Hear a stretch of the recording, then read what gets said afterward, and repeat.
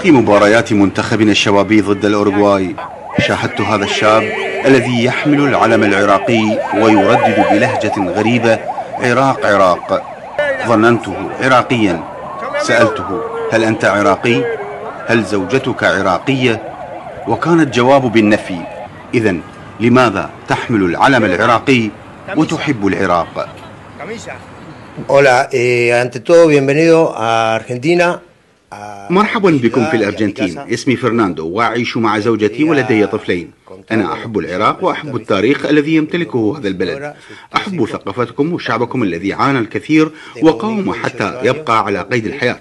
أنا أعيش في مدينة صغيرة، لذلك لم أكن أتوقع أن ألتقي بشخص عراقي. أود أن أبعث بتحياتي ودعمي للشعب العراقي. في حي متواضع ومنزل صغير يعيش فرناندو مع عائلة مكونة من زوجة وطفلين. منزل رغم بساطته إلا أنه ملاذ آمنا له ولعائلته. أصدقائه وجيرانه يقولون إنه مجنون بحب العراق رغم أنه بلد بعيد. Por ahí viendo las noticias conozco y por internet. كل ما أعرفه عن العراق جاء بالتصفح عن طريق الإنترنت. لم أكن هناك، لكني أتمنى أن أزور بغداد والموصل. بالطبع سأدعم فريقكم الوطني لكرة القدم، وسأذهب لمشاهدة المباراة مع عائلتي وأصدقائي. الخميس والأحد المقبلين سنذهب إلى المباراة. أتمنى لكم الأفضل، وآمل أن تستمر في النمو كفريق وكدولة الأرجنتين مقابل العراق في المباراة النهائية. حب فرناندو الأرجنتيني للعراق لم يأتي من ليلة وضحاها، بل هو حب متجذر في قلبه ووجدانه. وصوره القديمة والقلادة التي يرتديها والرسومات التي كتبت على حائط جدران منزله تثبت ذلك. وليس هذا فحسب، بل وضع وشما بعلم العراق على جسمه. أتمنى الحصول على قميص منتخب العراق. هنا في الأرجنتين من الصعب جدا العثور عليه. طلبت زوجتي من أحدهم أن يعطيني العلم العراقي، والآن عندي هذا العلم، لكني أود أن أحتفظ بهذا القميص طوال حياتي إذا حصلت عليه.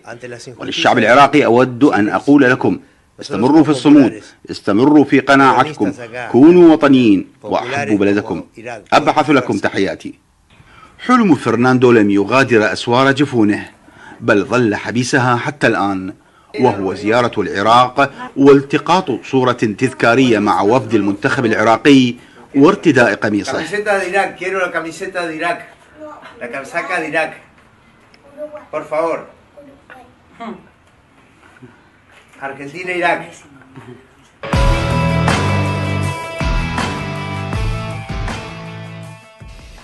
إذن فرناندو وقصة العشق للعراق هي رسالة مفتوحة أولا إلى رئيس الاتحاد العراقي لكرة القدم أن يلتقي بفرناندو وأن يتواجد مع اللاعبي المنتخب الشبابي، وأيضا إعطاء هدية دريس المنتخب الوطني العراقي أو تيشيرت المنتخب العراقي. وبالتالي هذا شيء مهم جدا، لأن بالتقرير قال انه زوجتي طلبت ورادت، بس صعوبة انه يوصل قميص او تيشيرت المنتخب العراقي. هذا العاشق قال كلام مهم جدا: كونوا وطنيين، كونوا حريصين، استمروا بالصمود. العراق بلد كبير، فعلا العراق بلد كبير. وايضا هي رسالة مفتوحة الى رئيس الوزراء السيد محمد الشياع السوداني. هذا الشاب هو عشق العراق من خلال الانترنت، وأمنيته يجي يزور بغداد والموصل. فبالتالي هذه الرسائل المهمة بالنسبة إلي. هذا أحد أهم مكتسبات، حتى وإن لم يتأهل العراق إلى الدور الثاني وخرجنا من كأس العالم، هذا أحد أهم مكتسبات بطولة كأس العالم للشباب في الأرجنتين. كابتن حكيم. هي كرة القدم رسالة. نعم. كرة القدم رسالة، وحقيقة هذا ما يبحث عنه الناس الذين يحبون بلدانهم.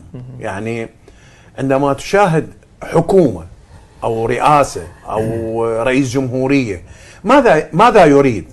يريد الخير لبلده ويريد الصورة الجميلة لبلده. نعم. أنا أتصور هذا الآن بعث أجمل رسالة وأجمل صورة عن واقع العراق بالرغم من الظروف اللي هو عايش.